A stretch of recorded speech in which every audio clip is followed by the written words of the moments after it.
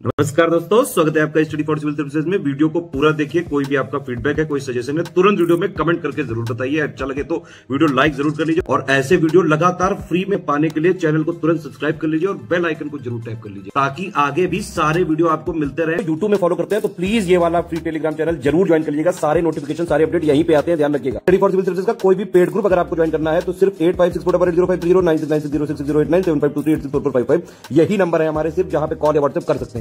Instagram पे हमारा page जरूर फॉलो कर लीजिएगा, स्टडी फॉर सिविल .सर्विसेज है। ट्विटर पे हमको जरूर फॉलो कर लीजिएगा, @study for civils है। दोस्तों, यूपीपीसीएस की मुख्य परीक्षा आपके सामने है, अब बहुत निकट आ गई है। उम्मीद है कि आप सभी बेहतर तैयारी में लगे होंगे।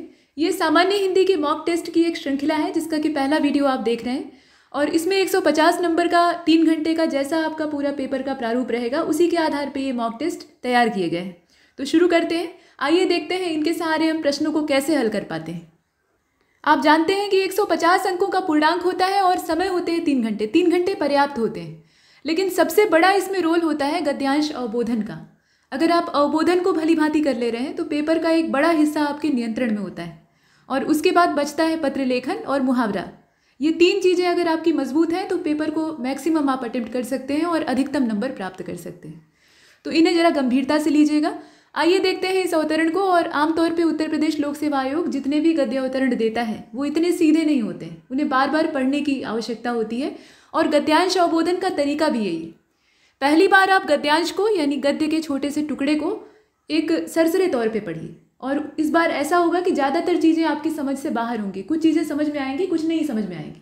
फिर दोबारा पढ़िए। दोबारा जब आप पढ़ेंगे तो उसमें से कुछ बड़ा हिस्सा आपके समझ में आ जाएगा, लेकिन अभी भी कुछ पंक्तियाँ ऐसी होंगी जो कि आपकी समझ से परे होंगी। तो तीसरी बार पढ़िए। और अगर आप एक अभ्यस्त अभ्यर्थी हैं और लगातार आपने प्रैक्टिस की है तो परीक्षा हॉल में 3 बार से ज़्यादा आपको पढ़ने की नौबत नहीं आएगी। लेकिन उससे ज़्यादा बार भी अगर पढ़ना पड़ रहा है, 1-2 बार, तो पढ़ने में कोई दिक्कत नहीं है। इतना टाइम इन्वेस्टमेंट अगर इसमें किया तो आप बेहतर कर पाएंगे, लेकिन हड़बड़ा कर तुरंत ही अटेम्प्ट नहीं करना है। ऐसा नहीं है कि आपने गद्य देखा और उसके बाद नीचे आप प्रश्न देखने लगे कि भावार्थ इसका लिखना है, बस शुरू हो गए। तो ये एक उड़ता हुआ भावार्थ होगा। उड़ते हुए भावार्थ का मतलब ये है कि आप गहराई में जाकर उसका कोई चिंतन या फिर उसकी व्याख्या नहीं कर पाएंगे। और जब तक आप गद्यांश के मूल भाव को नहीं समझेंगे तब तक आप न तो भावार्थ कर सकते हैं, न उसका सही शीर्षक चुन सकते हैं, न ही संक्षेपण, सारांश इत्यादि कर सकते हैं। व्याख्या तो बहुत दूर की बात है। ठीक है, तो बिना समझे नहीं करना है। आमतौर पर कुछ जो आप अभ्यर्थी होते हैं उनकी आदत होती है कि वो शुरुआत से पढ़ते जाएंगे और प्रश्न के उत्तर देते जाएंगे। ये तरीका गलत है। तो आइए शुरू करते हैं। पहले से ध्यान से पढ़ेंगे। ये पहला अवतरण है, ऐसा ही दूसरा भी मिलेगा और दोनों 30-30 अंकों के होते हैं, यानी कुल मिलाकर 60 अंक यहीं से होते हैं। तो यहाँ ये कहा गया कि अनुभूति के द्वंद्व से ही प्राणी का जीवन आरंभ होता है, यानी अनुभव जनित ज्ञान मनुष्य को शुरुआत से ही मिलता है और उससे जन्म लेती है अनुभूति और तब जीवन में द्वंद्व आरंभ होता है, क्योंकि अनुभूतियाँ एक जैसी नहीं होती हैं, वो कई प्रकार की होती हैं, तो उनमें आपस में टकराव होता है। उच्च प्राणी मनुष्य भी केवल एक जोड़ा अनुभूति लेकर ही इस संसार में आता है। वो एक जोड़ा अनुभूति यानी 2 अनुभूतियाँ लेकर इस संसार में आता है। मतलब बच्चे का जो छोटा सा हृदय होता है, हम लोग कहते हैं कि उसे किसी चीज़ का ज्ञान नहीं, लेकिन उसे 2 चीज़ें पता होती हैं, आराम और तकलीफ। या तो वो सुख की अनुभूति करेगा और नहीं तो दुख की अनुभूति करेगा। पेट खाली है, वो चिल्ला रहा है, उसको दुख अनुभूत हो रहा है, और उसकी माँ उसके पास है, उसे सुख की अनुभूति हो रही है। तो यही सुख और दुख की अनुभूति उसके पास होती है और इसी के साथ वो जन्म लेता है। अब पेट भरा या खाली रहना ही एक ऐसी अनुभूति के लिए पर्याप्त होता है, तो ये आपको बताया गया। अच्छा, जीवन के आरंभ में इन्हीं दोनों के चिन्ह हंसना और रोना भी देखे जाते हैं। मतलब इसी को प्रकट करने का वो तरीका है। अगर वो प्रसन्न होगा तो हंसेगा, दुखी होगा तो रोएगा। पर ये अनुभूतियाँ बिल्कुल सामान्य रूप में रहती हैं। विशेष विशेष विषयों की ओर विशेष विशेष रूपों में ज्ञानपूर्वक उन्मुख नहीं होता है। वो तो जब बुद्धि का विकास धीरे धीरे होता है, मतलब उम्र बढ़ती है और उसके साथ साथ अनुभूतियों का एक क्रम जुड़ता जाता है, तो मनुष्य में और सारे विचार आते हैं और जैसे जैसे विभिन्न विचार पैदा होते हैं वैसे ही अनुभूतियों का भी क्लासिफिकेशन यानी वर्गीकरण शुरू हो जाता है। अब यहाँ देखिए, जो अंडरलाइन किया हुआ है उसकी आपको व्याख्या भी करनी होगी, तो थोड़ा ध्यान से देखिएगा। नाना विषयों के बोध का विधान होने पर भी, नाना मतलब ढेर सारे, तो विभिन्न विषयों के बोध का विधान होने पर भी उनसे संबंध रखने वाली इच्छा की अनेक रूपता के अनुसार अनुभूति के भिन्न भिन्न योग संगठित होते हैं। मतलब क्रमबद्ध ये होता है। जैसे जैसे आपका विषय ज्ञान बढ़ता जाता है, आप चीज़ों के बारे में जानने लगते हैं, तो उतना ही आपके पास अनुभव इकट्ठा होने लगता है। अनुभव कोई 1-2 दिन की चीज़ नहीं है, इसके लिए आपको अपनी उम्र की आहुति देनी पड़ती है। आप जैसे जैसे जीवन में आगे बढ़ते हैं यानी मृत्यु के करीब बढ़ते हैं, आपके अनुभव में वृद्धि होती जाती है। ठीक है, मतलब आप अपनी उम्र को गंवा रहे हैं, अपने जीवन का जो एक बड़ा अवसर है उसको गंवा रहे हैं, उसके साथ आप अनुभव बटोर रहे हैं।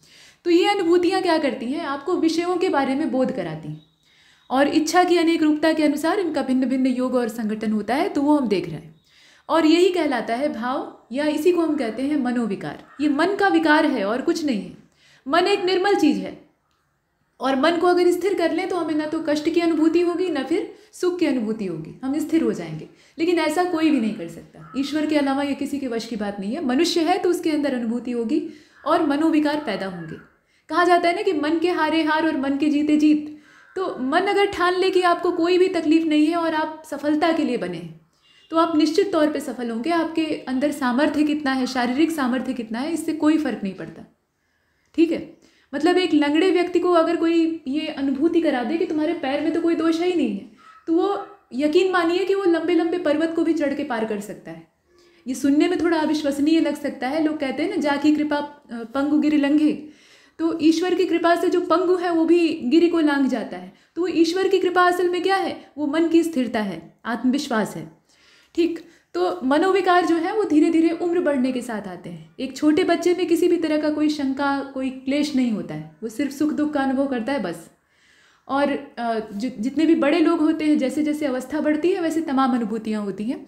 अतः हम कह सकते हैं कि सुख और दुख की अनुभूति यानी मूल अनुभूति ही विषय भेद के अनुसार प्रेम, हास, उत्साह, आश्चर्य, क्रोध, भय, करुणा, घृणा इत्यादि मनोविकारों का जटिल रूप धारण कर लेती है और अनुभूतियों का एक जाल तैयार हो जाता है। अब यहाँ ये भी बताया गया, इसे देखिए आप थोड़ा सा बड़ा करके। अतः हम कह सकते हैं कि सुख और दुख की मूल अनुभूति ही विषय भेद के अनुसार ये सब पैदा करती है।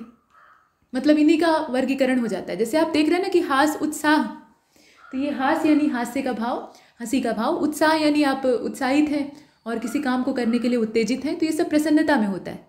बाकी आश्चर्य जो है वो दोनों रूपों में हो सकता है, सुख के रूप में भी हो सकता है, दुख के रूप में भी हो सकता है। क्रोध का भाव जो है ये दुख से ही जुड़ा है। आप किसी बात पर दुखी होते हैं, मतलब आपको तकलीफ पहुंचती है, तभी आप क्रोधित होते हैं। भय का भाव, करुणा का भाव, घृणा का भाव, ये सब दुख की अनुभूति के साथ जुड़े हुए हैं। तो यहाँ मूल अनुभूतियाँ सिर्फ दो ही हैं, उन्हीं से सब ये सब निकले हुए हैं। अब इसके बाद आप देख रहे हैं कि जैसे यदि शरीर में, वही बताया गया, आगे एक्सप्लेन किया गया है कि शरीर में कहीं सुई चुभने की पीड़ा हो तो केवल सामान्य दुख होगा, मतलब आपको दर्द महसूस हुआ तो आप दुखी हुए। लेकिन यह भी ज्ञात हो जाए कि सुई चुभाने वाला कोई इंसान है जो कि जानबूझ के आपको कोंच रहा है, तो दुख की भावना कई और मानसिक और शारीरिक वृत्तियों के साथ चिपक जाएगी, संलिष्ट हो जाएगी, मतलब वो चिपक जाएगी। मतलब आपको लगेगा कि देखिए ये मुझे सुई चुभा रहा है, मुझे परेशान कर रहा है, तो आपको कष्ट पहुंचेगा, आपको उससे घृणा होगी। ठीक है, आप क्रोधित होंगे, तो ये सारी जो अन्य अनुभूतियाँ दुख के साथ जुड़ी हुई हैं वो पैदा होने लगेंगी। और ये बुद्धि के साथ होता है। एक छोटे बच्चे को अगर कोई सुई भी चुभाए तो बेचारा नहीं समझ पाएगा कि उसके साथ बुरा किया जा रहा है, उसे सिर्फ दर्द होगा और वो रोएगा, एकमात्र अनुभूति उसके पास होगी। लेकिन जैसे जैसे समझ विकसित होती है तो आपको ये जानकारी होती है कि ये किस वजह से हो रहा है, हमारे दुख की वजह क्या है, और जिस वजह से हो रहा है उससे आप घृणा करेंगे, उसके ऊपर क्रोधित होंगे। ठीक है, अब यहाँ आप देखें कि जिस बच्चे को पहले अपने ही दुख का ज्ञान था, बढ़ने पर वह असंलक्ष्य क्रम अनुसार या अनुमान के द्वारा उसे और बालकों का कष्ट या रोना देखकर भी एक विशेष प्रकार का दुख होने लगता है। कहने का मतलब ये है कि पहले तो सिर्फ अपने दुख तक सीमित था, लेकिन जैसे जैसे बड़ा होगा, मान लीजिए बच्चों को जाने दीजिए, उसकी माँ ही दुखी है और वो रो रही है, तो उसका रोना देखकर वो भी रोना शुरू कर देगा। तो दूसरे के दुखों का भी अनुभव ये उम्र बढ़ने के साथ होता है, उसमें दूसरे के भी दुख, सुख और अन्य अनुभूतियाँ जुड़ जाते हैं। बहुत छोटे बच्चे के अंदर कोई निश्चयात्मक बुद्धि होती नहीं है, मतलब वो निर्णय की स्थिति में पहुंचने के योग्य नहीं होता, और इसीलिए भय नाम की उसके अंदर कोई चीज़ नहीं होती है, वो डरता नहीं। मतलब अगर एकदम से अबोध है, जिसे कहा जाता है कि अबोध यानी उसे किसी चीज़ का बोध नहीं, तो वो डरेगा नहीं, उसके सामने कितनी भी हिंसक चीज़ या साक्षात मौत ही क्यों न खड़ी हो। यहाँ तक कि मारने के लिए अगर हाथ उठाया जाए तो भी वो विचलित नहीं होगा। अगर उसे मजा आएगा तो वो हंसने लगेगा, मतलब उसे कुछ हास्य का भाव उसमें दिखेगा, यानी खुशी महसूस होगी तो वो हंसेगा, क्योंकि वो निश्चय नहीं कर सकता है कि उसके लिए क्या बेहतर है। और हाथ उठाने पर उसे थप्पड़ पड़ेगा या चोट पहुंचेगी तो दर्द होगा, ऐसा उसे पता नहीं है, जब पहुंचेगा तब वो रोएगा। तो बच्चे के समान अबोध मस्तिष्क जो है अगर इंसान अपनी युवावस्था में प्राप्त कर ले, मतलब उसे सिर्फ सुख और दुख का ही अनुभव हो, बाकी अनुभूतियों को वो भूल जाए, तो काफ़ी हद तक वो अपने लक्ष्य के करीब पहुंच सकता है। हालांकि सांसारिक संबंधों के लिए अच्छा नहीं माना जाता।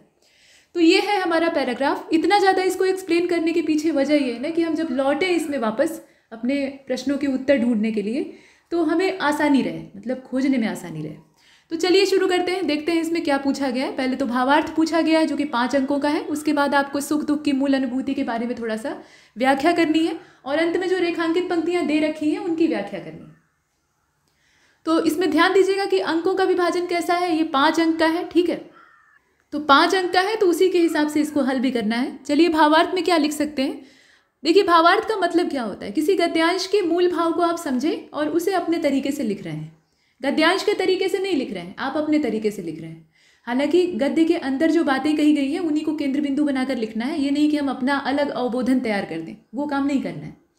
और भावार्थ का आकार मध्यम होता है। ये संक्षेपण और सारांश जितना संक्षिप्त नहीं होता है और व्याख्या जितना विस्तृत भी नहीं होता है, ये बीच की कोटि है।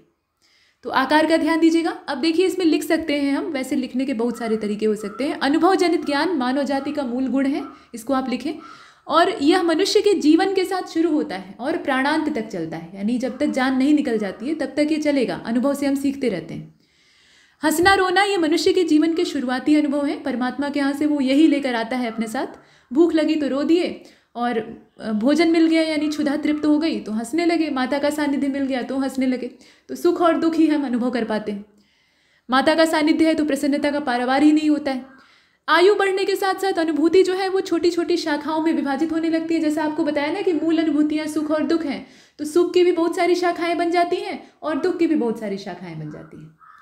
मतलब सुख की वजह आपको पता चल जाए तो उसके हिसाब से आपके मन में विचार आएंगे, मनोभाव पैदा होंगे, तो वो सुख से संबंधित अनुभूतियाँ हो गई। और दुख की वजह मालूम हो जाए तो उससे जो क्रोध घृणा जैसे भाव पैदा होंगे या डर लगेगा आपको, तो वो अलग से है। तो ये सब विभाजन हो जाता है। मनुष्य को प्रेम और घृणा, इसका भावार्थ किया जा रहा है, तो इसमें अंडरलाइन करने की कोई ज़रूरत नहीं है। आप गद्यांश को देखते रहिए और मेरी आवाज़ को सुनते रहिए, ठीक है। तो मनुष्य को प्रेम, घृणा, उत्साह, हास मतलब हंसी का भाव, आश्चर्य, क्रोध, भय, करुणा, चिंता, ये सब तमाम है। ये तो यहाँ कुछ गिनाया गया ना, बहुत सारी है। तो इतने तरह की सब अनुभूतियाँ होती हैं। आखिर वजह क्या है, यही तो वजह लेखक इसमें तलाश रहे हैं। तो अबोध बालक जो है वो केवल हंसना रोना जानता है, और जब बड़े हो जाते हैं तो तमाम तरह की झंझटें हमको घेर लेती हैं। अनुभूतियों का एक भंवर तैयार हो जाता है जिसमें कि हम फंस जाते हैं। तो उत्तर इसका जाहिर है, क्योंकि बच्चे के अंदर निश्चयात्मक बुद्धि नहीं होती है, ठीक है। बच्चा जो है उसके अंदर निर्णय लेने की क्षमता या निश्चय करने की नहीं होती है, और इसीलिए वो किसी भी परिस्थिति में न तो भयभीत होता है, न ही उसमें कोई अन्य भाव उसके मन में पैदा होता है। जबकि वयस्क व्यक्ति क्या है, उसके अंदर निश्चयात्मक बुद्धि अपनी चरम अवस्था में होती है, यानी प्रखर होती है, और उसके कार्य और उसके परिणामों से जुड़ी हुई अनुभूतियाँ सताने लगती हैं। तो ये कहा जा सकता है निष्कर्षतः। देखिए भावार्थ तो हो गया, भावार्थ ऐसे ही लिखा जाता है, आपको अपने शब्दों का इस्तेमाल करना है, लेकिन जो मूल बिंदु है वो गद्यांश के चारों ओर रहना चाहिए, आकार मध्यम रहेगा। इसमें मूल बात यह है कि अनुभूति जो है वो शुरुआती दौर में कम रहती है तो उसका भी नुकसान है, और जब हद से ज़्यादा बढ़ जाती है तो उसका भी नुकसान है। मनुष्य को वो कायर बना देती है।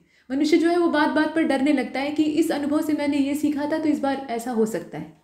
तो तमाम आशंकाएं उसको घेर लेती हैं। इसीलिए कहा जाता है कि जो किशोर अवस्था होती है और युवा अवस्था होती है वो सबसे अच्छा समय होता है।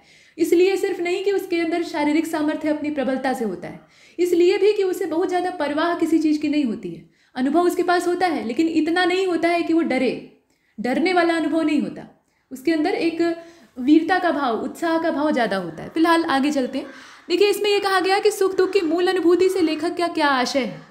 इसके बाद जो हमारा अगला प्रश्न है उसमें पूछा गया है कि सुख दुख की मूल अनुभूति से लेखक का क्या आशय है। तो देखिए सुख और दुख जो है ये प्रारंभिक और मुख्य अनुभूतियाँ होती हैं, और ये नैसर्गिक होती हैं। नैसर्गिक का मतलब क्या है कि प्रकृति द्वारा ये दी गई हैं, और अनुभव हर प्राणी करता है। इसमें आवश्यक नहीं है कि सिर्फ मनुष्य की ही बात की जाए, जितने भी जीव हैं अर्थात जितनी भी चीज़ों के अंदर जीवन है उसे सुख और दुख इन दोनों चीज़ों का अनुभव होगा। लेकिन जब मनुष्य बड़ा होता है तो मनुष्य के बौद्धिक स्तर में, मतलब जो उसकी बुद्धि का स्तर है, बौद्धिक स्तर है, उसमें वृद्धि होती है। और चूंकि आप जानते ही हैं कि मनुष्य जो है वो पूरे जीव जगत में सबसे बुद्धिमान माना जाता है, यानी सबसे अच्छा बौद्धिक सामर्थ्य हमारे पास है, तो इसीलिए सुख और दुख की अनुभूतियों का पूरा एक जाल तैयार हो जाता है। मनुष्य जितना ज़्यादा बौद्धिक होगा, मनुष्य में भी ऐसा नहीं है कि सारे मनुष्यों की सोचने विचारने की शक्ति एक जैसी होती है। कुछ लोग ज़्यादा बुद्धिमान होते हैं, कुछ लोग मोटी अकल वाले होते हैं, ये परमात्मा के बनाए हुए होते हैं। तो कुल मिलाकर जिसके पास जितना ज़्यादा सोचने का सामर्थ्य होगा उसकी अनुभूतियाँ भी उतनी ही ज़्यादा होंगी, ज़्यादा मात्रा में होंगी। और जब जाल तैयार हो जाता है तो मनुष्य इसमें उलझ जाता है। तो सुख की अनुभूति का सीधा मतलब क्या हो सकता है? सुख की अनुभूति का सीधा मतलब ये है कि परिस्थितियाँ हमारे हिसाब से चल रही हैं और हमें उससे खुशी हो रही है। सब आपकी मन मर्जी के हिसाब से चल रहा है, आपको प्रसन्नता हो रही है, सुख की अनुभूति है। और दुख की अनुभूति का क्या मतलब है कि परिस्थितियां हमारे खिलाफ है। तो यह भी सत्य है कि सुख और दुख जो है वो उत्क्रमणीय है, मतलब एक आता है दूसरा जाता है। ऐसा नहीं है कि कुछ भी इसमें स्थिर रहता है। आप हमेशा खुश नहीं रह सकते, आप हमेशा दुखी नहीं रह सकते, ये हो ही नहीं सकता। तो अनुभूतियाँ भी क्षणिक होती हैं, इसमें कोई भी टिकाऊपना नहीं होता है, आती हैं जाती हैं और चलायमान स्थिति में रहती हैं। इसके बाद अब रेखांकित पंक्तियों की व्याख्या करनी है, जो कि सबसे बड़ा वेटेज इसमें कवर करता है। देखिए 20 नंबर तो यहीं से है। अब इसमें एक चीज़ पहले बता दी जाए, देखिए इसमें 3 पंक्तियां हैं, 3 मतलब रेखांकित अंश हैं जिनकी की व्याख्या करनी है। आमतौर पे आयोग 4 देता है, 4 पंक्तियों के नीचे रेखांकन रहता है जिसको कि आपको एक्सप्लेन करना होता है। तो कुछ लोग क्या करते हैं, पूरा एक ही पैराग्राफ में चारों को एक्सप्लेन कर देते हैं बिना कोई नंबर डाले, बिना कोई विभाजन किए। ये सही तरीका नहीं है।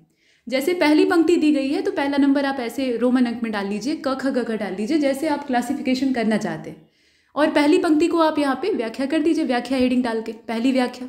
फिर उसके बाद दूसरी पंक्ति की व्याख्या है तो फिर आप व्याख्या 2 हेडिंग डाल लीजिए, उसमें दूसरी पंक्ति की कर दीजिए। फिर तीसरे के लिए अलग अलग करिए।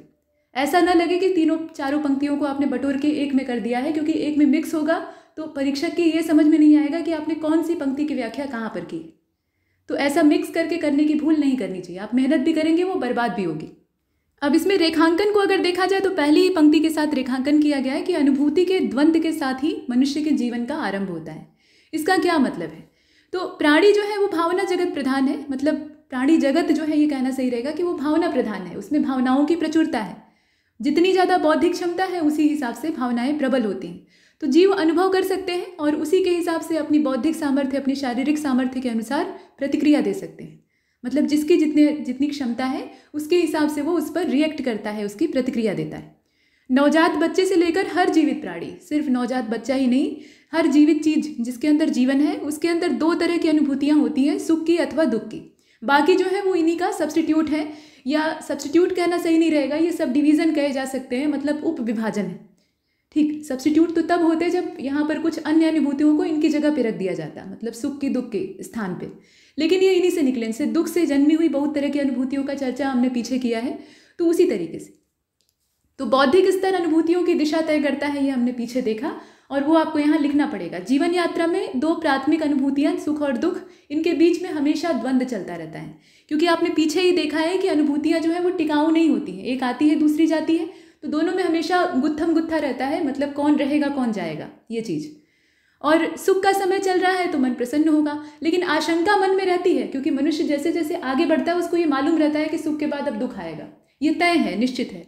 तो उसके मन में एक आशंका यानी एक डर, अर्थात एक हल्का सा दुख का भाव झांक रहा होता है कि आगे वही चीज़ आने वाली। या दुख का समय जब वो झेल रहा होता है तो उसके मन में एक आशा होती है, उम्मीद होती है कि सुख आने वाला है। और यकीन मानिए ये जो उम्मीद होती है, मतलब आशाएं होती हैं, अगर ये समाप्त हो जाए तो वहीं पर जीवन भी समाप्त हो जाता है। ठीक है, तो ये उम्मीद होती है कि ये चीज़ अभी हमेशा नहीं चलेगी, सुख का समय भी हमेशा नहीं चलता है, तो दुख भी हमेशा नहीं रहेगा, अच्छे दिन आएंगे। तो वो अच्छे वाले दिन के लिए एक प्रसन्नता की अनुभूति कहीं ना कहीं से झांक रही होती है, जो कि जीने की प्रेरणा देती है। तो ये चलता रहता है। और दुख जो है वो अगले द्वार पर प्रतीक्षा कर रहा है, तो उसके लिए आप तैयार रहिए। इस तरीके से ये उत्कट प्रयास दुख निवारण का और सुख प्राप्ति का जीवन भर चलता रहता है। तो अनुभूति के द्वंद्व के साथ ही मनुष्य शुरू करता है अपनी जिंदगी और उसी पर जाकर खत्म हो जाता है। उसे पता होता है कि अब मेरा शरीर जो है वो नश्वर है, बुढ़ापा आ गया है, शरीर की जितनी इंद्रियां हैं वो शिथिल हो रही हैं, तो कभी न कभी मरना है। लेकिन वो रोज उम्मीद रखता है कि अभी एक दिन और। तो ये जो सुख की प्रतीक्षा है और दुख को टालने का विचार है, ये अनुभूतियों का द्वंद्व ही है और कुछ नहीं। अब आगे चलते हैं, अगली पंक्ति को देख लेते हैं। ये वाली है ना, इसको ध्यान से देखिए। इसमें कहा गया है कि नाना विषयों के बोध का विधान होने पर भी, यानी विभिन्न विषयों के बारे में जानकारी होने पर भी उनसे संबंध रखने वाली इच्छा की अनेक रूपता होती है और उसी के हिसाब से अनुभूतियों के अलग अलग योग तैयार होते हैं।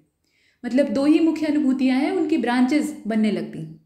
तो इसमें आप कैसे कर सकते हैं? इसमें आप लिख सकते हैं कि जब मनुष्य अबोध बालक होता है, यानी उसके अंदर सोचने समझने का, या ये कहा जाए कि वैचारिक कौशल होता ही नहीं है, तो उसके विचारों का दायरा सीमित होता है। मेधा शक्ति, अभी उसकी जो मेधा शक्ति होती है वो प्रखर नहीं होती है। उसके अंदर होती तो है, बौद्धिक क्षमता होती है, लेकिन वो प्रखर नहीं होती, मतलब इतनी काबिल नहीं होती है कि वो अंतर कर पाए। तो इस कारण वह केवल तात्कालिक चिंतन ही करता है। जो उसके सामने दिख रहा है उसी के बारे में सोचेगा, उसके न तो पीछे सोचेगा न आगे सोचेगा, न उसका भविष्य सोच सकता है न भूतकाल सोच सकता है।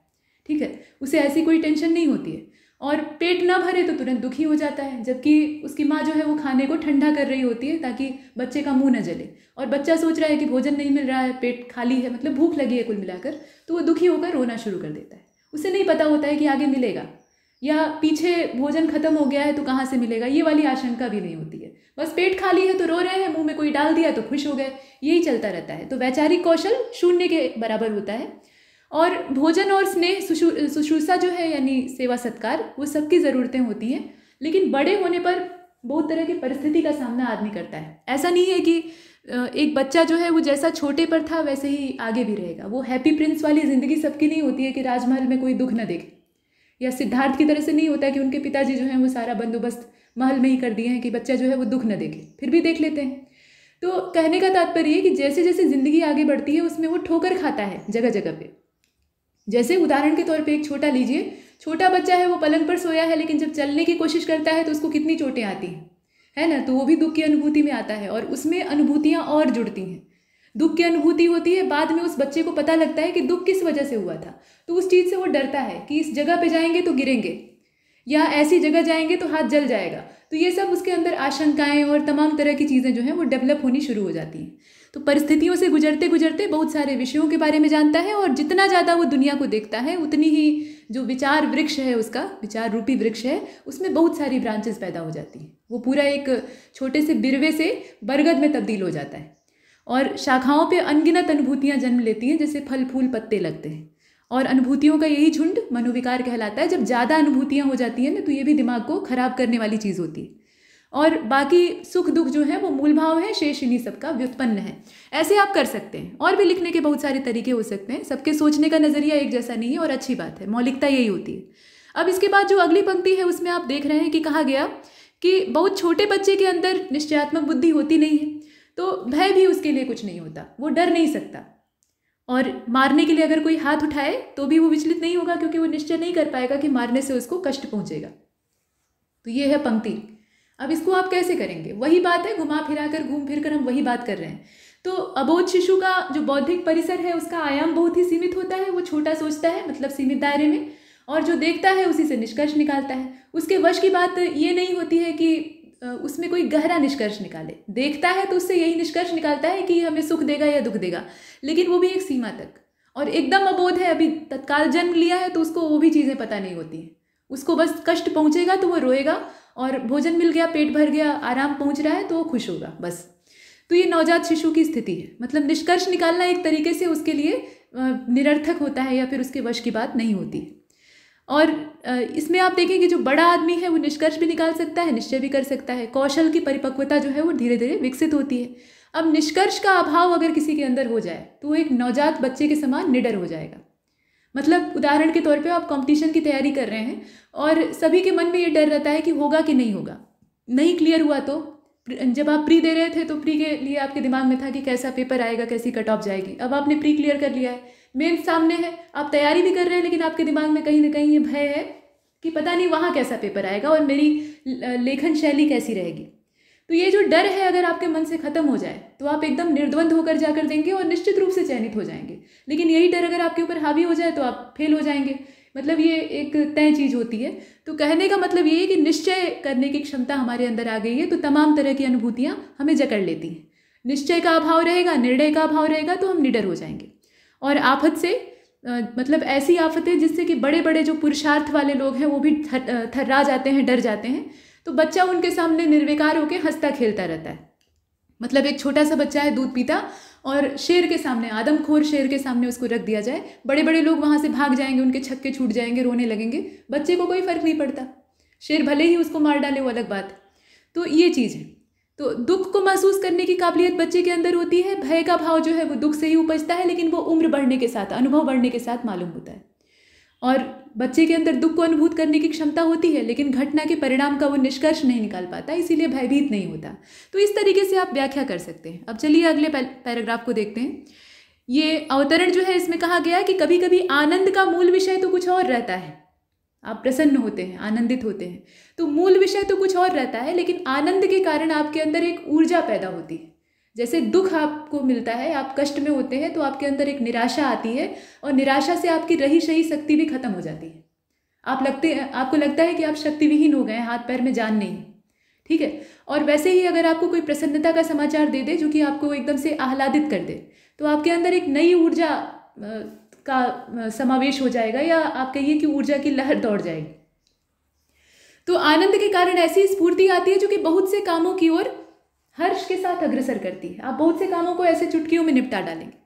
इसी प्रसन्नता और तत्परता को देखकर लोग कहते हैं कि ये काम बड़े उत्साह से किए जा रहे हैं। यदि किसी मनुष्य को बहुत सारा लाभ हो जाता है या उसकी कोई बहुत बड़ी कामना की पूर्ति हो जाती है, तो उसके सामने जितने भी काम आते हैं वो बड़े हर्ष और तत्परता के साथ उनको भी निपटाता जाता है। और उसके इस हर्ष और तत्परता से लोग ये समझते हैं कि वो बड़ा ही उत्साही है। उत्साह किसके अंदर नहीं होता है, परिस्थितियाँ उसको डेवलप करती हैं उस हिसाब से। अगर सब कुछ आपके मन मुताबिक चल रहा है तो आप प्रसन्न होंगे तो ऊर्जावान बनेंगे तो आपकी ऊर्जा की झलक हर काम में दिखाई देगी, आप उत्साहित रहेंगे। और किसी व्यक्ति को लगातार असफलता मिल रही है तो उसके पास निराशा के अलावा कुछ नहीं है, उसकी सारी ऊर्जा जो है उसके मन के द्वारा नष्ट कर दी गई है। तो वो ताकतवर तो है लेकिन उसके सामर्थ्य का उसे अब बोध ही नहीं रहा, वो एकदम से दुखी होकर, एक तरह से कहा जाए तो हताश होकर बैठा हुआ है। तो वो उत्साह के साथ नहीं कर सकता, चाहे तो भी नहीं कर सकता, ठीक है। अब यहाँ यही कहा गया कि उत्तम फल या सुख की प्राप्ति की आशा भी अगर हो जाए, मतलब मिल गया तब तो कहना ही क्या, लेकिन मान लीजिए कि आपको उम्मीद है कि आप इस बार क्लियर करके एसडीएम बन जाएंगे, तो ये वाली जो उम्मीद है ना, ये बड़ी मीठी होती है। उसके बाद आपके अंदर एक ऊर्जा आ जाएगी, आप दुगने जोश के साथ लग जाएंगे, है ना। ऐसा कोई आपको आश्वासन दे दे कि तुम अपनी पूरी मेहनत करो, तुम्हारा तो चयन पक्का है, मतलब आप जान जाए कि वो आदमी सच बोल रहा है, फिर देखिए आपके अंदर जो ऊर्जा आती है। तो ये जो उत्साह है ना, ये बहुत सारे उद्योग करने में हमें सक्षम बना देता है। मतलब आगे चल के हमें फ़ायदा होने वाला है इस चीज़ से, तो उसको हम बड़े ही उत्साह के साथ करते हैं। और यह बात उत्साह में ही नहीं, बाकी मनोविकारों में भी चलती है। ऐसा नहीं है कि सिर्फ उत्साह में ही ये फंडा काम करता है। अभी आप किसी चीज़ से क्रोधित होकर बैठे हुए हैं, मतलब उससे दुखी हैं कुल मिलाकर, और गुस्सा है उसके ऊपर, तो बीच में अगर कोई दूसरा आकर हमसे सीधी भी बात पूछ ले तो झुंझलाहट होती है, हम भड़क जाते हैं उसके ऊपर भी, बिना बात का। उसका कोई दोष नहीं होता है, बस वो गलत समय आ गया रहता है, तो आप झुंझला जाते हैं। झुंझलाहट का कोई निर्दिष्ट कारण तो होता नहीं है, ऐसा नहीं है कि आप किसी खास वजह से उसके ऊपर आक्रमण कर दिए, और न ही कोई उद्देश्य होता है, लेकिन इससे बात बिगड़ जाती है आपका, उस आदमी के साथ भी झगड़ा हो जाता है। एक कहावत है कि न सूत न कपास और जुलाहे से लट्ठम लट्ठा। तो जुलाहे से लट्ठम लट्ठा की नौबत क्यों आती है भाई? क्योंकि आप झुझला कर बैठे हुए थे, बीच में वो आकर टपक गया तो उससे लाठी लेकर भिड़ गए, तो मन दुखी रहता है, तो इसमें आदमी भड़क जाता है। अब इसके बाद आप देखें, इसमें ये भी कहा गया कि क्रोध की स्थिति के व्याघात को रोकने की ये प्रक्रिया है और क्रोध की रक्षा का प्रयत्न है। आप क्रोधित रहना चाहते हैं, मतलब अपने दुख को सुरक्षित रखना चाहते हैं क्रोधित होकर। क्रोध जो है ना, एक तरह का आवरण पैदा करता है, जो कि मन में एक तरह का मजा पैदा करता है, ये कहना सही रहेगा। मतलब नशीली चीज़ जैसे मजा देती है ना, वैसे ही क्रोध में भी आदमी को मजा आता है, दबदबा कायम करना चाहता है, और इसमें झुझलाहट दिखाकर वो अपने क्रोध से लोगों को दूर रखना चाहता है कि आओगे तो जल जाओगे, ऐसा।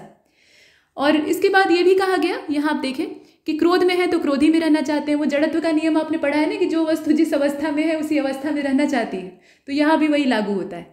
क्रोध को बनाए रखने के लिए हम उन बातों को क्रोध पर ही संचित करते हैं जिनसे हम दूसरी अवस्था में विपरीत भाव को प्राप्त करते हैं। मतलब बहुत सारी बातों को हम इकट्ठा कर लेते हैं कि इतनी सारी चीज़ें हैं मेरे पास क्रोध करने के लिए, क्रोध करने का कारण है। जैसे किसी आदमी पर आप क्रोधित हैं तो आप उसके पिछले कर्मों को भी याद करेंगे कि इससे पीछे उसने आपके साथ ऐसी बात कब की थी, और उसको भी सोच सोच कर आप गुस्सा होंगे, तो क्रोध जो है वो बढ़ता जाएगा।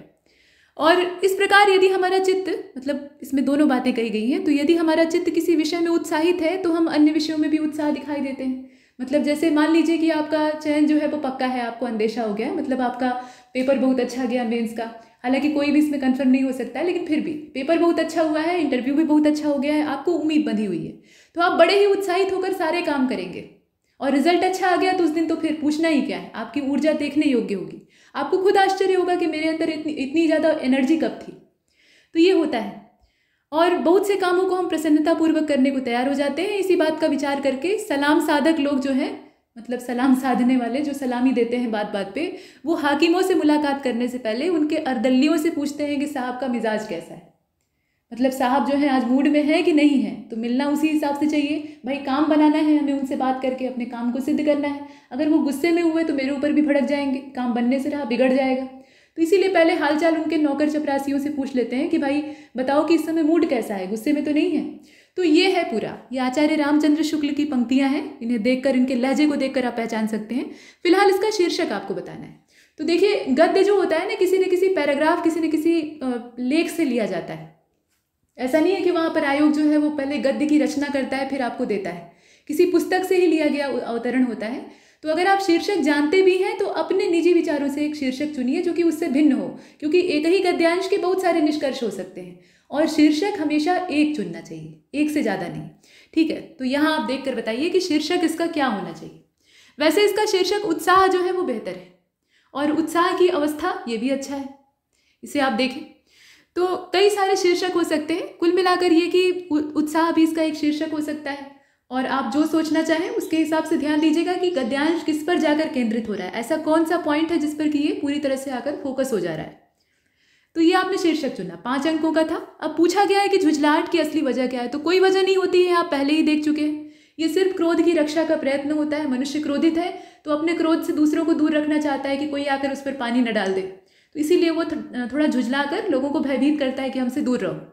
ठीक, मतलब आप नाराज बैठे हैं, आपकी मम्मी आकर आपको सांत्वना देने का प्रयास कर रही हैं या कुछ पूछ रही हैं, आप भड़क जाएंगे। तो ये क्या है, झुंझलाहट है, जिसकी कि कोई खास वजह नहीं होती है। क्रोध की रक्षा का ये प्रयत्न है और क्रोधित मन सहानुभूति की जगह प्रश्न या उपदेश अगर सुन लेता है तो भी भड़क जाता है।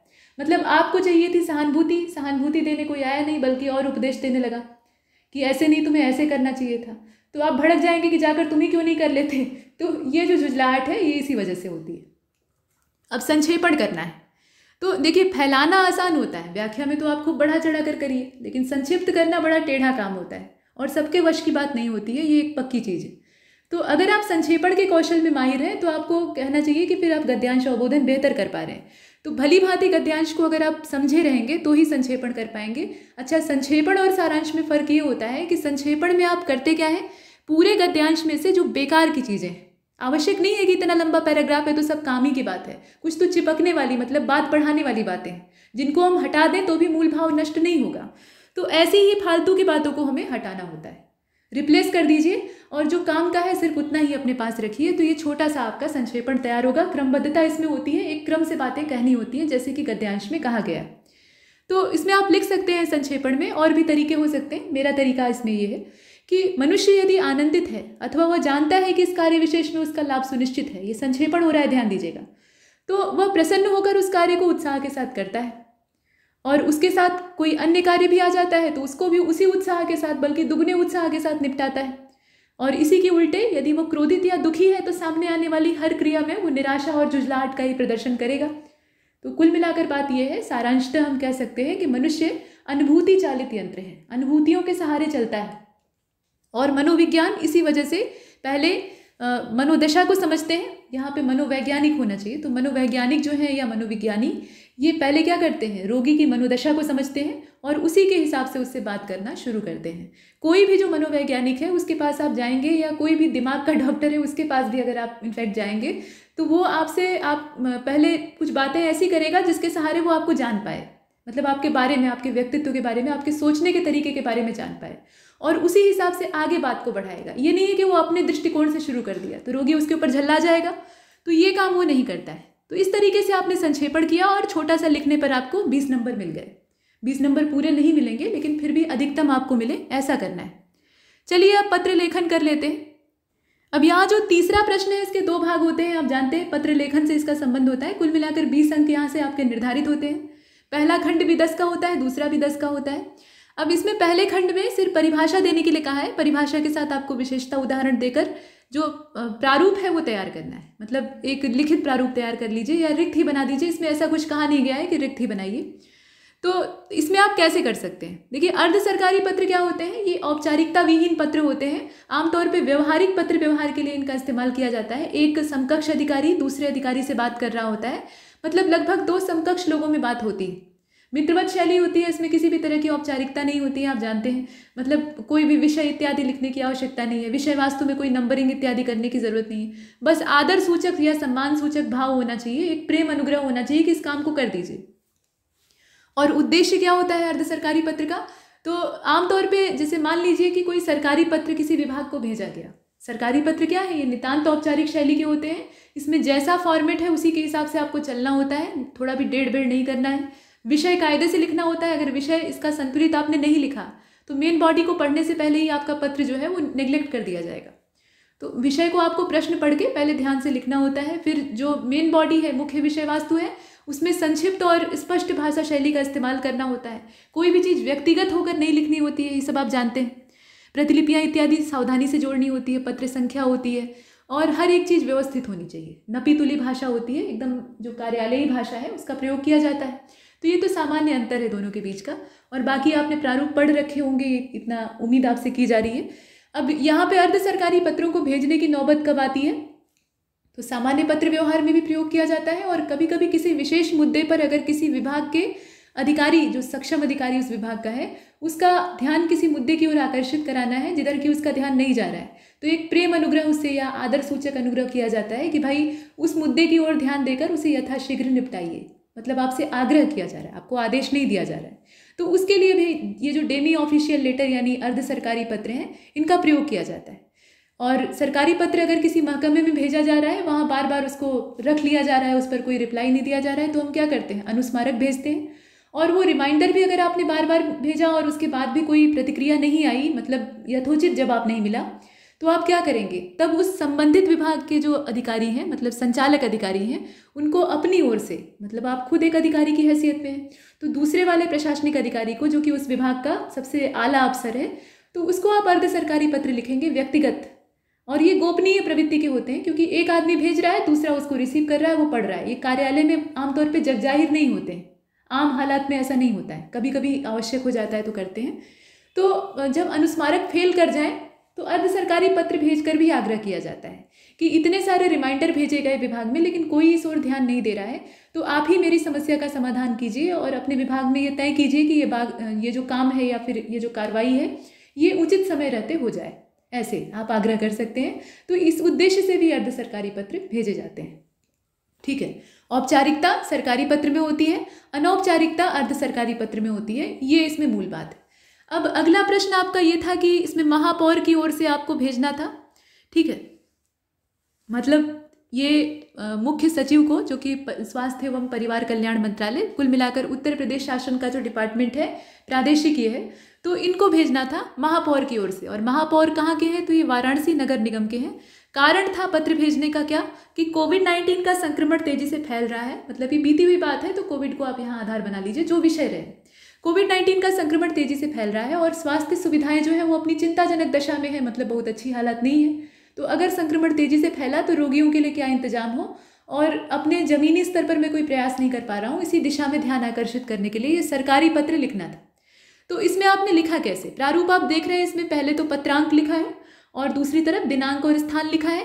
अब देखिए, दिनांक और स्थान कभी कभी क्या होता है कि जो ऑफिशियल लेटर होते हैं उसमें ऊपर दे देता है, लेकिन आमतौर पे ये चीज़ जो है ना, ये यहाँ नीचे होनी चाहिए, विषय के ठीक ऊपर दाहिनी ओर, यहाँ पे आप लिखें। ठीक है, और नहीं तो दिनांक स्थान ऐसे दाएं बाएं भी कर सकते हैं, नहीं तो दोनों इकट्ठे यहाँ लिख दीजिए, कोई दिक्कत नहीं है। और हाँ, पत्रांक जो है वो या तो आप बाईं तरफ ऊपर लिखिए और नहीं तो बीच में लिख दीजिए, सर्वोत्तम है। ठीक है, ये स्थान होते हैं, तय जगह होती है, वहीं पर लिखना चाहिए। उसके बाद आप यहाँ पे देखिए, ये प्रेषक का नाम हो गया, मतलब पद नाम हो गया, विभाग हो गया और कौन से प्रशासन से संबंधित है वो सब हो गया। नीचे आपको विषय देना होगा, जो कि सरकारी पत्र और जितने भी ऑफिशियल लेटर होते हैं, औपचारिक लेटर होते हैं, उनकी पहचान होती है। तो विषय यही है कि वाराणसी नगर निगम के अंतर्गत कोविड-19 का संक्रमण बहुत तेजी से फैल रहा है और स्वास्थ्य सुविधाओं की स्थिति चिंताजनक है। अब क्यों चिंताजनक है वो बात आप आगे करेंगे। तो आप संबोधित कर रहे हैं, आप महापौर हैं और लिख किसको रहे हैं, सचिव को लिख रहे हैं। तो महोदय, नगर निगम क्षेत्र में कोविड संक्रमण के आंकड़ों में एक बार फिर से उछाल दिखाई दे रहा है, मतलब तेजी से वृद्धि हो रही है, बीच में शांति थी। और स्थानीय तथा निगम स्तर के प्रयास निरंतर हैं, लेकिन पर्याप्त नहीं है। मतलब जितना हम कोशिश कर रहे हैं वो सफिशिएंट नहीं है। और स्वास्थ्य सुविधाओं की दशा संक्रमितों और अन्य रोगियों के अनुकूल न होने की वजह से अगर संक्रमण बढ़ता है तो परिणाम घातक हो सकते हैं, ऐसे आप लिख रहे हैं। अब यहाँ चूंकि बात का मोड आपको थोड़ा सा चेंज करना था, बात का लहजा थोड़ा चेंज हो तो नंबरिंग कर देनी चाहिए। तो पहला नंबर हम नहीं डालते हैं, पहले को पैराग्राफ में लिखते हैं। उसके बाद आपने दूसरा नंबर डाल के सीधे बात कही कि अस्पताल में, कारण आप बता रहे हैं कि अस्पताल में ऑक्सीजन बेड और जीवन रक्षक औषधियों की बहाली के लिए जो धन आवंटित किया गया था, ऐसा नहीं है कि सरकार ने धन आवंटन नहीं किया था, धन आवंटित किया गया था उसका समुचित व्यय और प्रबंधन ये स्थानीय विरोधाभास के चलते संभव नहीं हो पा रहा है। मतलब यहाँ पे जो विभागीय विरोधाभास है, स्थानीय विरोधाभास है, उसके चलते मैं सही तरीके से नहीं कर पा रहा हूँ। तो अब इसका निष्कर्ष क्या है, पत्र में क्या करने के लिए कहना है, तो कृपया तत्कालीन दशा का संज्ञान लेते हुए नगर निगम को अपना प्रशासनिक सानिध्य दें ताकि हम अपना काम अच्छे से कर पाएं। इसका यही मतलब है। अब ये आपने कहा और उसके बाद फिर नीचे देखिए क्या करना है। नीचे इसमें जो अनुलग्नक है वो जोड़ना होता है। तो निरंजन वशिष्ठ जो है वो महापौर है वाराणसी नगर निगम के, जो भी रहे, नाम अगर नहीं दिया है तो आप रिक्त छोड़ सकते हैं, वहाँ पे महापौर उनकी पदवी है और ये वाराणसी नगर निगम के हैं। तो वो आपने लिखा और किधर लिखेंगे, ये दाहिनी ओर नीचे लिखेंगे। यहाँ पे पत्रांक डाल लीजिए, दिनांक डाल लीजिए। अगर ऊपर लिखा है तो यथोपरि लिख दीजिए जैसा कि ऊपर लिखा है। प्रतिलिपियाँ किसको भेजनी है, तो प्रतिलिपियाँ यहाँ पे कुछ काल्पनिक आप लिख सकते हैं, अदरवाइज नहीं समझ में आ रहा है कि किसको भेजना है तो खाली भी छोड़ सकते हैं। इससे आपके नंबरों पर कोई प्रभाव नहीं पड़ेगा। प्रतिलिपि लिखा हुआ ही पर्याप्त है, अगर लिख दी तो और सोने पर सुहागा हो जाएगा। तो माननीय मुख्यमंत्री जी को आवश्यक कार्रवाई हेतु हम प्रेषित नहीं कर सकते हैं। मुख्यमंत्री जी को हम सूचना दे सकते हैं, उन्हें हम कार्रवाई करने के लिए नहीं कर सकते। तो सूचनार्थ प्रेषित, यहाँ पे अनुपालनार्थ और सूचनार्थ दो तरह की प्रतिलिपियाँ होती हैं। मतलब कहीं कहीं आप पालन हेतु उसको भेजते हैं और कहीं कहीं सिर्फ बताने के लिए भेजते हैं कि मैंने ये कार्रवाई कर दी है। तो मुख्यमंत्री जी को आप सूचनार्थ भेज रहे हैं और उसके अलावा जो माननीय नगर विकास विभाग के मंत्री हैं उनको कार्रवाई हेतु प्रेषित कर रहे हैं। इस प्रकार से ये हो रहा है, मतलब प्रतिलिपियाँ जो हैं वो इसी प्रकार से भेजी जाती हैं। अब इसमें नीचे का स्थान देखिए रिक्त है, तो आप तीनों रिक्त छोड़ सकते हैं, कोई समस्या नहीं। तो यहाँ तक हमने इस पत्र वाले काम को कंप्लीट किया है। अब आगे बढ़ते हैं और आगे के प्रश्नों को देखते हैं। अगला जो हमारा प्रश्न है उसमें विलोम शब्दों को लिखना है और विलोम पूछा है, देखिए किसका किसका, कुल मिलाकर 10 है, यानी एक एक नंबर का एक एक शब्द है आपका। पहले पूछा है दत्त चित्त का विलोम क्या होगा, एक क्रम से देखिए। उसके बाद नेह, प्रमिति, कैवल्य, यथावत, आगाज, विग्रह, तूर्य, वादी, राग, सज्जन, ये सारे शब्द हैं। इनका आपको विपरीत शब्द यहाँ लिखना है और हमेशा एक ही लिखना चाहिए, एक से ज़्यादा विलोम मत लिखिएगा। देखिए दत्त चित्त का क्या होगा, दत्त चित्त मतलब स्थिर चित्त, इसका हो जाएगा चंचल चित्त। नेह का क्या होगा, घृणा होगा। नेह मतलब होता है प्रेम का भाव, स्नेह का भाव, तो उसका आपने उल्टा कर दिया घृणा। और इसके बाद है प्रमिति, तो प्रमिति का क्या हो जाएगा, प्रादुर्भाव हो जाएगा। प्रमिति मतलब समापन होता है, तो प्रादुर्भाव मतलब आगाज यानी शुरुआत। इसके बाद आप कैवल्य को देख रहे हैं, तो कैवल्य का अवरोधन हो जाएगा। देखिए कैवल्य मतलब क्या होता है, मुक्ति। कैवल्य की प्राप्ति करके केवलिन कहलाए, वो जैन धर्म वाला, याद होगा आपको। तो ये क्या है, मुक्ति की भावना है, तो इसका हो जाएगा अवरोधन, यानी जो अवरुद्ध हो। इसके बाद आप देखें यथावत का, तो यथावत में यहाँ आप देख रहे हैं ना, यथावत मतलब जैसा है वैसे ही, तो उसमें आप अप्रत्यय लगा दीजिए, माफ कीजिए उपसर्ग लगा दीजिए, ये बन जाएगा अयथावत और ये विलोम हो जाएगा। इसके बाद अंजाम है, आगाज का क्या होगा, अंजाम हो जाएगा। और विग्रह का क्या होगा, तो विग्रह मतलब होता है तोड़ना, संधि मतलब होता है जोड़ना। इसी प्रकार से यहाँ तूर्य है, तो तूर्य मतलब होता है बहादुर, उसका हो जाएगा कातर। एक तो तुरही को भी तूर्य कहा जाता है और जो वीर होता है उसको भी तूर्य कहते हैं, तो इसका हो जाएगा कातर। और वादी का प्रतिवादी होता ही है, आप जानते हैं, राग का विराग होता है और सज्जन का दुर्जन होता है। कुछ सीधे हैं तो कुछ कठिन है, तो ऐसा तालमेल वहाँ भी पेपर में आपको दिखाई देगा। तो ये 10 नंबर मिल गए। अब आगे चलते हैं। देखिए उपसर्ग प्रत्यय है, सिलेबस का हिस्सा है। उपसर्ग जो है यहाँ पे निरीक्षण आपको करना है, मतलब अलग करने की बात की जा रही है, इसमें जोड़कर शब्द नहीं बनाना है। तो देखिए उपासना है, अवकाश है, देवर्षि है, यथावत है, इस प्रकार से दे रखा है। और भी है इसमें, तो उपासना में जो उपसर्ग है वो क्या है, उप है। उसी प्रकार से अवकाश में उपसर्ग है और जो काश है वो मूल शब्द है। और इसके बाद देवर्षि है, तो ये देवधन ऋषि, आप संधि के नियम पढ़ते हैं ना, तो ये यहाँ पे जो देवर्षि का संधि विच्छेद है उसे देखते हैं। तो देव यहाँ पे क्या है, उपसर्ग है और ऋषि जो है वो मूल शब्द है। यथावत में यथा उपसर्ग है और अपस्मार में अप उपसर्ग है। इस तरीके से हम अलग करेंगे। प्रत्यय में क्या है, तो बुढ़ापा, पहुंचाई, ये पहुनाई असल में था, पहुंचाई नहीं होगा। गे, लखैरा और लठैत ऐसे लिखा हुआ है। अब इसमें देखिए क्या होगा, तो प्रत्यय पीछे जुड़ते हैं। पहले वाले में क्या है, जो बुढ़ापा है इसमें बूढ़ा धन पा, ये जो पा प्रत्यय है उसको जोड़कर शब्द बनाया गया है। उसी प्रकार से पहुंचाई या पहुनाई में आई प्रत्यय लगेगा, जबकि गे में ए प्रत्यय है और लखेरा जो है उसमें ऐरा प्रत्यय है, जबकि लठैत में ऐत प्रत्यय है। इस हिसाब से हम करेंगे। वाक्यांश के लिए उचित शब्द हमें चुनना है, इसे 5-5 नंबर के हैं। हास्य रस प्रधान नाटिका, ऐसी नाटिका यानी ऐसा नाटक जिसमें कि हंसी का भाव हो, हंसी आए उसको देखने पर, उसे हम कहते हैं प्रहसन। ठीक है, तो यहाँ जो एक शब्द है वो क्या हो जाएगा, प्रहसन हो जाएगा। दूसरे की विवाहित स्त्री मतलब दूसरे के साथ उसका विवाह हुआ है तो उसको हम कहेंगे अन्यूढ़ा। उसी प्रकार से वास्तविक मूल्य से अधिक लिया जाने वाला मूल्य जो होता है उसको अधिमूल्य कहा जाता है। और जिसे जाना न जा सके वो अज्ञेय है। अज्ञेय कौन है? सच्चिदानंद हीरानंद वात्स्यायन नहीं, ईश्वर अज्ञेय है, जिन्हें कि जाना नहीं जा सकता, जितना हम जानते हैं उतना ही कम पड़ा रहता है। इसके बाद आया हुआ, कोई चीज आई हुई है या आया हुआ है तो उसको हम क्या कहेंगे? आगत।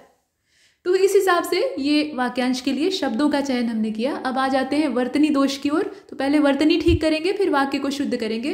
तो यहाँ वर्तनी देखिए क्या लिखी हुई है? पूजनीय। ये शब्द देख रहे हैं आप? इसे जरा बड़ा किया जा सकता है, आराम से देखिए। देखिए पूजनीय, तो पूजनीय नहीं होता है, आप जानते हैं कि पूज्य या तो लिख दीजिए और नहीं तो पूजनीय लिख दीजिए। ज पूरा रहेगा, इसमें आधा नहीं रहेगा और यह लगाने की आवश्यकता ही नहीं थी। तो यहाँ पे क्या होगा? ये पूजनीय हो जाएगा। इच्छु ये कैसे लिखा है आप देखिए, इसमें ई लिखी हुई है, उसके बाद आधा च है, फिर क्षत्रिय वाला क्ष है, ठीक है। तो ये आधा च हटा दीजिए, इक्षु होता है। इक्षु मतलब गन्ने को कहा जाता है, ईख। इक्षु दंड आपने सुना होगा। छात्रव लिखा है, छात्रव ऐसे नहीं लिखेंगे, यहाँ पे क्षत्रिय वाला छ रहेगा, ये वाला छ रहेगा। छात्रव यानी क्षत्रियों से संबंधित। व्यंग आप जानते ही हैं कि ये व्यंग्य होता है, मतलब ग के बाद भी यह रहेगा, वो नहीं लगा है। और भास्कर में ये मूर्धन्य श नहीं लगता है, बल्कि सामान्य स का इस्तेमाल करते हैं। तो इस प्रकार से वर्तनी हमने सुधार ली है। अब वाक्यों को देखिए। वाक्य में लिखा हुआ है कि चेष्टा भी मत करना यह करने की। ये वाक्य है चेष्टा भी मत करना यह करने की। तो यह करने की चेष्टा मत करना, यहाँ पे भी जैसे जो अव्यय हैं उनको हटा देंगे और वाक्य को सीधा कर लेंगे। यहाँ क्रम विन्यास का दोष मूल रूप से था। इसके बाद आप देखें, राधा गुनगुने गर्म पानी से नहाती है। तो भाई गुनगुना भी है, गर्म भी है, बात एक है। ये गुनगुना जो है ये गर्म पानी की एक अवस्था है, मतलब हल्का गर्म, जिसे कि बर्दाश्त किया जा सके। तो आप लिख दीजिए राधा गुनगुने पानी से नहाती है। गर्म पानी से नहाती है ये कहना ठीक नहीं रहेगा, क्योंकि गर्मी कितनी है ये उससे मालूम नहीं होगा। इसके बाद देखिए, इसके बाद फिर क्या हुआ, तो आप लिख दीजिए इसके बाद क्या हुआ। फिर क्या हुआ ये लिखने की आवश्यकता नहीं है, और नहीं तो फिर ये लिख दीजिए कि फिर क्या हुआ। ऐसे भी लिखा जा सकता है, दोनों तरीके हो सकते हैं। तो एक वाक्य को दो तरीके से हम लिख सकते हैं, बशर्ते वो शुद्ध होना चाहिए। इसके बाद लिखा हुआ है कि किसी और दूसरे से परामर्श लीजिए। तो किसी और से परामर्श लीजिए, और जो है वो क्या है? दूसरा ही है, तो दूसरा लिखने की क्या आवश्यकता थी? वह दही जमा रही थी। भाई दही तो पहले से ही जमी हुई है, वो दूध जमा रही थी, ठीक है। तो आप क्या लिखेंगे? वह दूध जमा रही थी। अब आगे चलते हैं, देखिए नीचे 8वें नंबर के क्वेश्चन में क्या लिखा है। वैसे तो ये पूरा 10 इसमें लोकोक्तियाँ मुहावरे रहते हैं, कुल मिलाकर 30 अंकों का रहता है, लेकिन कभी कभी इसके दो पार्ट डिवाइड करके एक में परिभाषा पूछी जा सकती है, तो वो दे दी गई।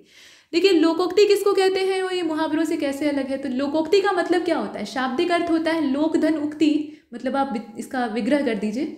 तो लोगों के द्वारा कहे गए वचन, जो ग्रामीण लोग होते हैं, गांव गिराव के लोग होते हैं, भोले भाले सीधे साधे लोग होते हैं, जो कि शुद्ध होते हैं अंतःकरण से, वो एक दूसरे के ऊपर व्यंग कसने के लिए, शिक्षा देने के लिए, अपना क्रोध व्यक्त करने के लिए, या कोई हंसी उड़ाने के लिए, अपने मनोभावों को व्यक्त करने के लिए कुछ विशेष कविता नुमा वाक्यों को कहते हैं। और ये अपने आप में संपूर्ण होते हैं, मतलब पूरे वाक्य को आप पढ़कर उसका एक अलग से अर्थ निकाल सकते हैं। तो ऐसे जो वाक्य होते हैं इनको कहते हैं लोकोक्ति। और इसी में से कुछ कहावतें बन जाती हैं। कहावतें वो बनती हैं जिनको कि कोई बड़ा नामी गिरामी आदमी बोल दे, और लोकोक्तियाँ जो है वो आमतौर पर हर गली मोहल्ले में लोग बोलते रहते हैं। तो ये गांव में आपको अक्सर सुनने के लिए, और गांव ही नहीं बल्कि हमारे समाज में अक्सर सुनने के लिए मिल जाएंगे। इनका भी क्षेत्र होता है, ऐसा नहीं कि जो लोकोक्ति एक खास क्षेत्र में बोली जा रही है वो दूसरे में भी बोली जाए। और इसके बाद आप देखें इसमें मुहावरे से अलग कैसे है। तो मुहावरे जो है वो वाक्यांश होते हैं, असल में वो पूरा संपूर्ण वाक्य नहीं होते हैं, मतलब उनका अपना संपूर्ण अर्थ नहीं निकाला जा सकता। उनको अर्थ निकालने के लिए, मतलब उनको अर्थपूर्ण बनाने के लिए हमें किसी वाक्य के साथ उन्हें संयुक्त करना पड़ता है। मतलब किसी वाक्य में जब वो जाकर जुड़ते हैं तो उस वाक्य की शोभा बढ़ा देते हैं और खुद उनका अर्थ प्रकट हो जाता है। तो ऐसे होते हैं मुहावरे। चलिए अब इसमें देखिए अर्थ इसका निकालना है। सीधे सीधे हैं, इसमें बहुत सारे टेढ़े तो है नहीं। तीसमार खां का आप जानते हैं, अपने आप को बहुत योग्य समझने वाला जो व्यक्ति है, स्वयं को काबिल या बहादुर समझने वाला, उसको लोग कहते हैं कि बड़े तीसमार खां बन रहे थे। तो वाक्य प्रयोग कैसे होगा कि गाँव में डाकू घुस आए तब तुम कहाँ थे? ऐसे तो बड़े तीसमार खां बने फिरते हो कि हम डाकुओं को 2 मिनट में ढेर कर देंगे, लेकिन तब कहाँ थे? तो भाई यहाँ देखिए वाक्य में प्रयोग जब आप करिए तो तीसमार खां शब्द जहाँ आए उसके नीचे अंडरलाइन कर दीजिए, या जिस लोकोक्ति या मुहावरे का आप वाक्य में प्रयोग कर रहे हैं वाक्य में जहाँ दिखे उसके नीचे रेखांकन कर दीजिए, ताकि परीक्षक को सहजता से दिख जाए। इसके बाद अगला जो हमारा इसमें मुहावरा है ये आप देख रहे हैं, अरण्य रोदन। अरण्य का मतलब होता है घनघोर जंगल, जिसे हम कहते हैं ना बियावान जंगल, मतलब वहाँ कोई नहीं है, वीराना है एकदम। जीव जंतुओं और हिंसक पशुओं के अलावा वहाँ कोई नहीं है, कोई इंसान आपको समझने नहीं आएगा। तो वहाँ जाकर आप रो रहे हैं, कौन देखेगा? कोई नहीं देख पाएगा, मतलब कोई मतलब ही नहीं है उस चीज़ का। तो व्यर्थ प्रलाप या व्यर्थ विलाप इसको कहा जा सकता है, या आप ऐसे कह सकते हैं बेकार का काम। अरण्य रोदन यानी बेकार का काम, वहाँ आप कुछ भी करिए कोई देखने वाला नहीं है। तो इसको आप वाक्य में प्रयोग कैसे करेंगे? बिना पाठ्यक्रम समझे सीधा परीक्षा का आवेदन करना अरण्य रोदन के समान ही है। यूपीएससी का सिलेबस आपने नहीं समझा और प्रीवियस ईयर क्वेश्चन पेपर नहीं देखे, सीधा आपने प्रीलिम्स के लिए जो आग है उसमें हाथ डाल दिया, मतलब सीधा आप परीक्षा केंद्र पर पहुंच गए, तो परिणाम क्या होगा? कुछ नहीं निकलने वाला उससे। तो ये अरण्य रोदन के समान है, ऐसे आप लिख सकते हैं। और भी बहुत सारे वाक्य में प्रयोग हो सकते हैं। और ये वाला तो आप जानते ही होंगे, घर में चून नहीं चौबारे रसोई। चून मतलब आटा होता है, तो घर में आटा तक नहीं है, और चौबारे यानी चौराहे पर रसोई लगाकर अपना भाव दिखा रहे हैं, मतलब बेकार का दिखावा, व्यर्थ का जो दिखावा होता है उसको हम कहते हैं कि भाई घर में चून नहीं चौबारे रसोई लगाने बैठे हैं। तो घर के सारे बर्तन खाली हैं और साहू जी भोज देने की योजना बना रहे हैं। ये तो वही बात हो गई कि घर में चून नहीं है और चौबारे रसोई सज गई। तो ऐसे आप लिख सकते हैं। वाक्य में प्रयोग थोड़ा मज़ेदार होना चाहिए ताकि परीक्षक को भी पढ़कर मजा आए। इसके बाद आप देखिए अगला वाला, ऊँट रे ऊँट तेरी कौन सी कल सीधी। तो भाई ऊँट जो है वो कई जगह से टेढ़ा होता है, कहते हैं ना अष्टावक्र, तो वैसे ही उसकी बहुत सारी टेढ़ी चीज़ें होती हैं। मतलब पहले तो कुबड़ होता है बड़ा, और पीठ भी बराबर नहीं होती। आप ऊँट पे कभी बैठे होंगे तो जानते होंगे। तो इसकी कोई कल जो है यानी कोई कल पुर्जा जो है वो सीधा नहीं होता है। तो ये चीज़ किसके लिए कही जाती है? किसी धूर्त इंसान के लिए कही जाती है जो कि विश्वासघाती है, मतलब वो कब क्या करेगा वो भी नहीं जानता है। तो ऐसे जो छली प्रपंची इंसान होते हैं उनके लिए, तो धूर्त मनुष्य को कहा जाता है कि ऊँट रे ऊँट तेरी कौन सी कल सीधी। अब इसमें वाक्य में प्रयोग क्या हो सकता है? तो भाई राजू ने माँ के डांटने पर जुआ खेलना तो छोड़ दिया, लेकिन शराब का ठेका खोल दिया, और बढ़िया। तो इसी को कहते हैं ना, आखिर ऊँट की कौन सी कल सीधी हो सकती है भला। तो देखिए लोकोक्ति को थोड़ा सा ट्विस्ट करके भी आप यूज़ कर सकते हैं वाक्य में, चाहे तो, लेकिन बहुत ज़्यादा तोड़ना मरोड़ना नहीं है, मतलब उसका मूल स्वरूप खराब नहीं होना चाहिए। इसके बाद आप देखें 5वें नंबर का और मज़ेदार है, अपना ढेढ़र न देखें दूसरे की फुल्ली निहारें। अब ये ढेढ़र और फुल्ली क्या होता है भाई, आप जानते हैं? देखिए ढेढ़र मतलब होता है जिसकी आँख से खूब कीचड़ पानी बह रहा हो, मतलब आँख में कोई खराबी आ गई है, स्थायी खराबी, और खूब कीचड़ आँख फेंक रही है, तो कहते हैं ढेढ़र बना हुआ है। और फुल्ली मतलब वो मोतियाबिंद जैसा ही होता है, लेकिन मोतियाबिंद को ऑपरेशन से ख़त्म किया जा सकता है। फुल्ली जो है वो ऑपरेशन से जाती नहीं है, उसको आप ग्लूकोमा ही समझ सकते हैं, ठीक है, मतलब काला मोतिया कहा जा सकता है। तो दोनों ही आँख के विकार हैं। तो भाई आप दूसरे की फुल्ली देखकर उसका मजाक उड़ा रहे हैं, उसको शिक्षा दे रहे हैं, और अपना जो ढेढ़र बह रहा है उसको नहीं देख रहे हैं। तो इसका मतलब क्या है कि अपने दोष न देखकर दूसरे में ऐब ढूंढना या फिर ऐब निकालना। तो इसका वाक्य में प्रयोग कैसे होगा? आप कर सकते हैं, कमला काकी का बेटा खुद छठा निकम्मा है और दूसरे लड़कों को वो कर्तव्य परायणता का पाठ पढ़ाने चली हैं। तो वाह कमला काकी, अपना तो ढेढ़र दिखा नहीं, दूसरे की फुल्ली निहार निकल गई। तो ऐसे बोल सकते हैं, मतलब बहुत सारे हो सकते हैं वाक्य में प्रयोग। ये मज़ेदार काम है, अगर आप थोड़ी गहराई से इसको पढ़ें तो आप बहुत अच्छे अच्छे वाक्य में प्रयोग कर सकते हैं। तो यहाँ पे ये समापन होता है, और ऐसे बहुत सारे मॉक टेस्ट आपको मिलेंगे। पढ़ते रहिए, लिखने की प्रैक्टिस करते रहिए, क्योंकि मेंस जो है वो लिखने की परीक्षा है। यहाँ आपकी जानकारी से ज़्यादा आपका लेखन कौशल मायने रखता है, तो उसके लिए आप सज्ज रहिए। और तब तक के लिए नमस्कार।